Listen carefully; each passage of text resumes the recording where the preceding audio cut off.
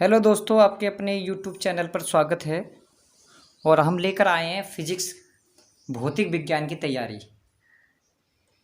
NCERT book है और इसके हम आंकिक प्रश्नों को सॉल्व करेंगे पार्ट बाई पार्ट करके। तो आज हम पार्ट लेकर आए हैं वन।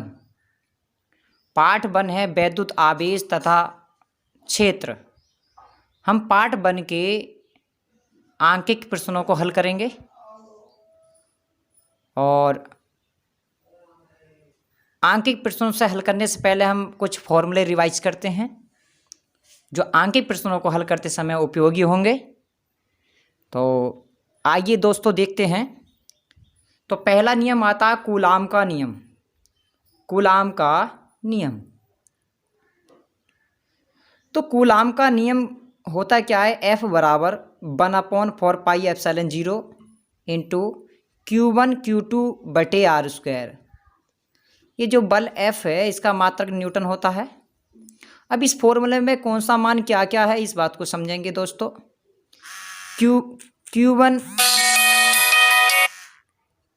Q1 पहला आवेश, Q2 दूसरा आवेश है।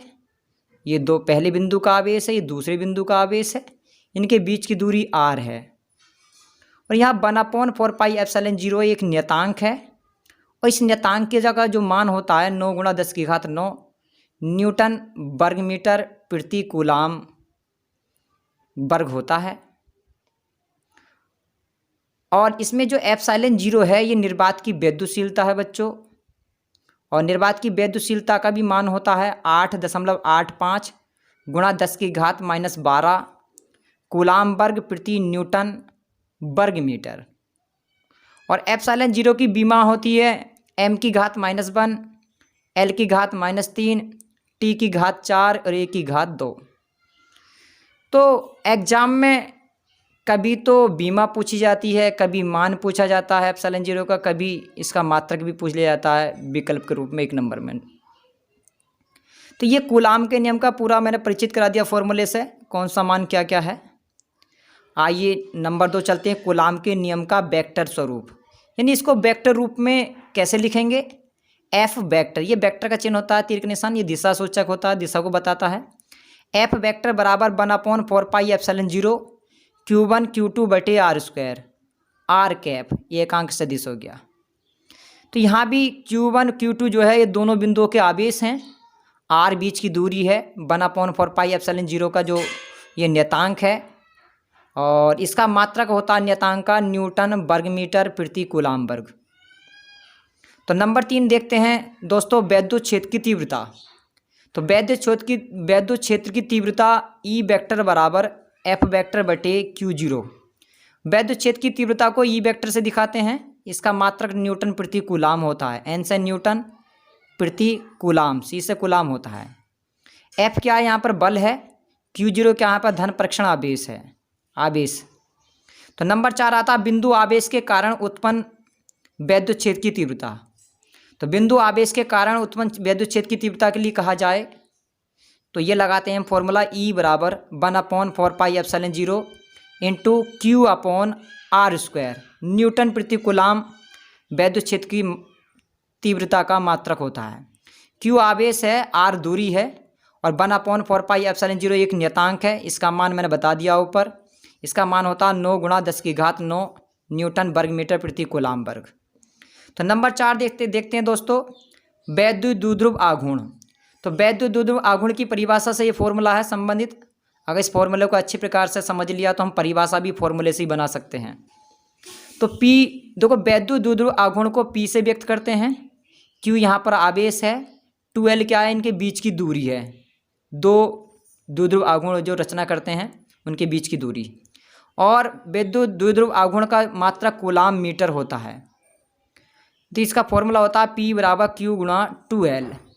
और इसमें क्या होता है कि वैद्युत द्विध्रुव आघूर्ण में ये दिशा जो होती है वो माइनस से प्लस की तरफ होती है। यानी ऋण सिरे से प्लस की तरफ दिशा होती है इसकी। तो नंबर 5 आता है वैद्युत द्विध्रुव की अक्षीय स्थिति में उत्पन्न वैद्युत क्षेत्र की तीव्रता। अगर कहा जाए क्वेश्चन में अक्षीय स्थिति के लिए कहा जाता है और वैद्युत क्षेत्र की तीव्रता के लिए निकालने के लिए कहा जाए तो हम E बराबर 1/4πε0 इंटू 2p/r³ न्यूटन प्रति कूलम लगाएंगे फॉर्मूला। यहाँ p क्या है, वैद्युत द्विध्रुव आघूर्ण है, r क्या है, दूरी है, और ये तो एक नियतांक होता है, इसका मान होता है 9 × 10⁻⁹। e क्या है, वैद्युत क्षेत्र की तीव्रता है। यदि क्वेश्चन में कहा जाए निरक्षीय स्थिति के लिए, तो निरक्षीय स्थिति के लिए हम E का फॉर्मूला ये लगाते हैं, वैद्युत क्षेत्र E बराबर 1/4πε0 इंटू p/r³ न्यूटन प्रति कूलम। अगर निरक्षीय स्थिति के लिए कहेगा तो हम ये फॉर्मूला लगाएंगे, और अक्षीय स्थिति के लिए कहता है तो ये फॉर्मूला लगाए हैं, ये लगाएंगे। नंबर 6 आता है, एक समान वैद्युत क्षेत्र में स्थित वैद्युत द्विध्रुव पर लगने वाले बल युग्म का आघूर्ण। तो देखो, बल युग्म का आघूर्ण निकालना है। एक समान वैद्युत क्षेत्र है में स्थित है कोई बिंदु, कोई वैद्युत द्विध्रुव पर लगने वाला जो बल आघूर्ण होगा वो क्या होगा, तो ये होता है टोए बराबर PE sin थीटा। टोए क्या है, यहाँ पर ये बल युग्म का आघूर्ण है, और इसे टोए से व्यक्त करते हैं। इसका मात्रक न्यूटन मीटर होता है। और ये P क्या है, ये द्विध्रुव आघूर्ण है। E क्या है, वैद्युत क्षेत्र की तीव्रता है। थीटा क्या है, कोई कोण है, तो हम ये लगाएंगे टोए बराबर PE sin थीटा। यदि क्वेश्चन सदिश रूप में कहा जाए इसी में, तो हम सीधे ये लगाते हैं, टोए वेक्टर बराबर PE vector cross E vector. तो ये क्वेश्चन, ये हमारे 6 फॉर्मूले हो गए हैं। आगे चलते हैं। फॉर्मूले पक्के होने चाहिए। फॉर्मूले अगर पक्के हैं तो हम कोई सा भी क्वेश्चन लगा सकते हैं फिजिक्स में। तो आइए क्वेश्चन नंबर आगे देखते हैं। तो देखिए यहाँ पर दोस्तों, ये नंबर थोड़ा मिसप्रिंट हुआ है डालने में, यहाँ 7 नंबर चल जाए 6 की जगह, कुछ समझ लेंगे। तो आता है गॉस की प्रमेय। तो गॉस की प्रमेय क्या होती है, फाई E बराबर Q गुणा 1/ε0। यानी कि गॉस की प्रमेय क्या कहती है कि जो किसी पृष्ठ पर जो आवेश होगा, यानी जो विद्युत फ्लक्स होगा, वो आवेश का 1/ε गुना होता है। जहाँ ये ε0 जो है ये निर्वात की विद्युतशीलता है, इसका मान मैंने बता दिया है। और फाई क्या, विद्युत फ्लक्स है। Q क्या है, यहाँ पर आवेश है। तो नंबर 7 आता है, अनंत लंबाई के एक समान आवेशित सीधे तार वैद्युत क्षेत्र की तीव्रता। अगर अनंत लंबाई का तार है, एक समान आवेशित है, सीधा तार है, वैद्युत क्षेत्र की तीव्रता के लिए कहा जाए तो हम E बराबर 1/4πε0 2 λ/r लगाएंगे फॉर्मूला। और जहाँ जो लैम्डा है ये रेखीय आवेश घनत्व है। रेखीय आवेश घनत्व लैम्डा से दिखाते हैं। r दूरी हो गई, यहाँ पर 1/4πε0 एक नियतांक हो गया। E क्या है, यहाँ पर वैद्युत क्षेत्र की तीव्रता है। तो फॉर्मूला नंबर 8 देखेंगे कि अनंत विस्तार की समतल आवेशित अचालक चादर के निकट वैद्युत क्षेत्र की तीव्रता। अगर कहता कि अनंत विस्तार की समतल आवेशित अचालक चादर के निकट वैद्युत क्षेत्र की तीव्रता ज्ञात कीजिए, यह इसका फॉर्मूला क्या होता है, तो E बराबर σ/2ε0। जहाँ ये जो सिग्मा है, जो आधा नए कितने बनता है, ये सिग्मा है, ये जो है यहाँ पर पृष्ठीय आवेश घनत्व है। तो हम ये वाला फॉर्मूला लगाएंगे। नंबर 9 आता है कि आवेशित चालक प्लेट के ठीक बाहर वैद्युत क्षेत्र की तीव्रता क्या होगी। यानी आवेशित चालक है और प्लेट वाला सिस्टम है, तो प्लेट के ठीक बाहर वैद्युत क्षेत्र की तीव्रता का सूत्र कौन सा होता है, E बराबर σ/ε0 लगा देंगे। नंबर 10 आता है कि समान पृष्ठ घनत्व की धन तथा ऋण आवेशित समांतर अचालक प्लेटों के कारण वैद्युत क्षेत्र की तीव्रता ज्ञात करनी है। तो इसकी भी दोस्तों 2 कंडीशन होती हैं। नंबर 1, प्लेट के बाहर। अगर प्लेट के बाहर कहेगा है वैद्युत क्षेत्र की तीव्रता पूछा जाएगा, तो यहाँ E का मान 0 लिखेंगे, यानी वैद्युत क्षेत्र की जो तीव्रता होती है प्लेटों के बाहर वो 0 होती है। अगर यदि प्लेटों के बीच कहा जाए तो E बराबर σ/ε0 लगाते हैं। प्लेटों के बाहर कहा जाता है तो E का मान 0 होता है, वैद्युत क्षेत्र 0 होगा। और प्लेटों के बीच में कहा जाएगा तो E बराबर σ/ε0 लगा देंगे फॉर्मूला। अब आता है आवेशित पतले गोलीय कोश के कारण। नंबर 1, गोलीय कोश के बाहर, यानी गोलीय कोश के बाहर वैद्युत क्षेत्र की तीव्रता क्या होगी, E बराबर 1/4πε0 Q/r²। Q आवेश हो गया, R दूरी हो गई, ये नियतांक हो गया, और E क्या है, यहाँ पे वैद्युत क्षेत्र की तीव्रता है। या E बराबर ये भी लगा सकते हैं कि σ/ε0 इंटू r²/r²। ये जो ये अंदर और बाहर की त्रिज्याएँ हैं गोलीय कोश के, क्योंकि गोलीय कोश में 2 त्रिज्या होती हैं, आंतरिक त्रिज्या और बाहरी त्रिज्या। तो हम ये वाला फॉर्मूला लगाएंगे। गोलीय कोश के लिए बाहर कहा जाता है तो ये वाला सूत्र लगा देंगे। और यदि गोलीय कोश के पृष्ठ पर कहा जाता है ऊपर, तो ये लगाते हैं E बराबर 1/4πε0 Q/r²। Q आवेश हो गया, R क्या हो गया, ये त्रिज्या हो गई, E विद्युत क्षेत्र की तीव्रता हो गई, ये एक नियतांक हो गया। और इसी को E बराबर σ/ε0 भी लिख सकते हैं, ये भी लगा सकते हैं। नंबर 3 आता है गोलीय कोश के अंदर। यदि गोलीय कोश के अंदर का है वह विद्युत क्षेत्र की तीव्रता ज्ञात करो, तो E का मान 0 होता है, यानी गोलीय कोश के अंदर जो तीव्रता होगी वो 0 होगी।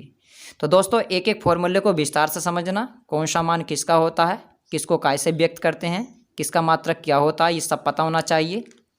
क्वेश्चन करते समय ये पता होना चाहिए कि हमें किसका मान निकालना है और किस किस का मान दे रखा है।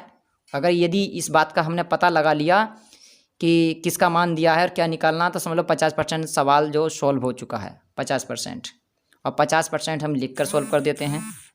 तो अब आता है नंबर 12 कि एक समान आवेशित अचालक गोले के कारण तीव्रता क्या होगी। एक समान अचालक गोले के कारण विद्युत क्षेत्र की तीव्रता क्या होगी, E का मान। तो इसकी भी 3 शर्तें होती हैं। नंबर 1 गोले के बाहर, गोले के बाहर कहेगा तो E बराबर 1/4πε0 Q/r² लगा देंगे। Q आवेश है, R दूरी है, ये एक नियतांक है, E क्या विद्युत क्षेत्र की तीव्रता है। या E बराबर ρ/ε0 r²/3r², ये लगा सकते हैं। ये जो छोटा स्मॉल r है, कैपिटल R है, ये हमारे गोले, ये अचालक गोले के गोले में, यानी कि छोटी त्रिज्या और बड़ी त्रिज्या, आंतरिक त्रिज्या और बाहरी त्रिज्या दे रखी हैं। नंबर 2 है गोले के पृष्ठ पर विद्युत क्षेत्र की तीव्रता क्या होगी, तो E बराबर 1/4πε0 Q/r², या E बराबर ρ/ε0 r/3, ये लगा सकते हैं दोस्तों। तो नंबर 3 आता है गोले के अंदर। यदि गोले के अंदर कहा जाए और एक समान आवेशित अचालक गोले के कारण कहा जाता है कि गोले के अंदर विद्युत क्षेत्र की तीव्रता क्या होगी, तो E बराबर 0 होती है, इस बात का ध्यान रखेंगे। तो नंबर 13 आता है किसी वस्तु पर आवेशित। अब देखो ये, इससे हम क्या देखेंगे, किसी वस्तु पर यदि कोई वस्तु आवेशित है तो उस पर हमारा आवेश कितना होगा, तो वो होता है Q बराबर +-NE होता है। यानी कहने में था यहाँ से आवेश का क्वांटीकरण की परिभाषा निकल कर आएगी, ये इस पर डिपेंड करती है, पूरा सूत्र उसी का है, आवेश का क्वांटीकरण। यानी जो आवेश होता है वो इलेक्ट्रॉन, यानी कि यहाँ जो n का मान होगा बच्चों, यहाँ एक पूर्ण मान होगा, यानी कि पूरा मान होगा, चाहे वो +-1 हो, चाहे +-2 हो, चाहे +-3 हो, ऐसी +- कुछ भी हो सकता है इनका मान, यानी पूर्ण गुणक होता है आवेश का। तो अगला देखेंगे 14 फॉर्मूला, Q बराबर NE। Q क्या है, यहाँ पर आवेश है, N क्या है, इलेक्ट्रॉनों की संख्या है, E क्या है, इलेक्ट्रॉन पर चार्ज है। तो इलेक्ट्रॉन पर जो चार्ज होता है वो 1.6 × 10⁻⁻19 कूलाम लेते हैं। जब सवाल को सॉल्व करते हैं तो ये मान डालते हैं E का। अब ये भी 2 प्रकार का चार्ज होता है, एक पर माइनस का होता है और एक पर प्लस का होता है, लेकिन हम सवाल में जो यूज करेंगे वो प्लस का ही यूज करते हैं। तो E का जो मान होता है 1.6 × 10⁻⁻19 कूलाम होता है। नंबर 15 आता है कि φE बराबर E vector dot A vector.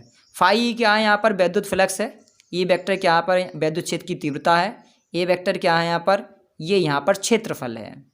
यदि इसको सदिश रूप में देता है सवाल को हम, तो इस प्रकार से सॉल्व करेंगे, इस फॉर्मूले के द्वारा सॉल्व करेंगे, और पेपर में आता जरूर है। और जो फाई है विद्युत फ्लक्स, इसका जो मात्रक होता है वो न्यूटन वर्ग मीटर प्रति कूलाम होता है, और इसी का दूसरा मात्रक वोल्ट मीटर भी होता है। और इसकी जो बीमा होती है वो mL3 T⁻³ और A⁻−1 होती है विद्युत फ्लक्स की बीमा। पूछी जाती है दोस्तों, बीमा भी पूछ ली जाती है, कभी मात्रक पूछ लिया जाता है, और सवाल करते हैं तो ये मान, ये फॉर्मूले हमें पता होने चाहिए, तभी हम सवाल को सॉल्व कर सकते हैं। और यदि फॉर्मूले याद नहीं होते हैं, फॉर्मूलों का हमें पता नहीं है, तो हमें सवाल भी समझ में नहीं आएगा और सवाल होगा भी नहीं। अब यहाँ पर देखो कुछ चेंज वैल्यू हैं जो हम चेंज करनी पड़ती है सवाल करते समय। तो यदि कोई मान सेंटीमीटर में दे रखा है, उसको मीटर में बनाना है तो 10⁻−2 से गुणा कर देंगे, क्योंकि 1 सेंटीमीटर बराबर होता है 10⁻−2 मीटर के बराबर होता है। तो कोई भी मान सेंटीमीटर में दे रखा है तो उसको मीटर में बनाना है तो 10⁻−2 से गुणा कर देंगे, उसमें वो मीटर बन जाता है। और यदि कोई मान मिलीमीटर में दे रखा है, कोई दूरी मिलीमीटर में दे रखी है, उसको मीटर में बनाना है तो 10⁻³ से गुणा करके मीटर बना देते हैं। तो ये मान पता होना चाहिए। अब यदि 1 माइक्रोकुलाम, ये माइक्रो का चिन्ह होता है, कुलाम, यदि 1 माइक्रोकुलाम जो होता है वो 10⁻6 कुलाम के बराबर होता है, यदि कोई मान माइक्रो कूलाम में दे रखा है, उसको कूलाम में चेंज करना है तो 10⁻⁻6 से गुणा करते हैं, तब सवाल को सॉल्व करते हैं। तो ये हमारे सारे फॉर्मूले हो चुके हैं पार्ट 1 के। और ये पार्ट 1 के फॉर्मूले यदि सारे याद हैं तो हम सवाल आंकिक प्रश्न पार्ट 1 के लगा सकते हैं। और इससे आगे वाली वीडियो में हम सीधे क्वेश्चन सॉल्व करेंगे इन्हीं सूत्रों पर आधारित, और जो बोर्ड एग्जाम के लिए बहुत मोस्ट होंगे, और एक एक बात विस्तार से समझाई जाएगी।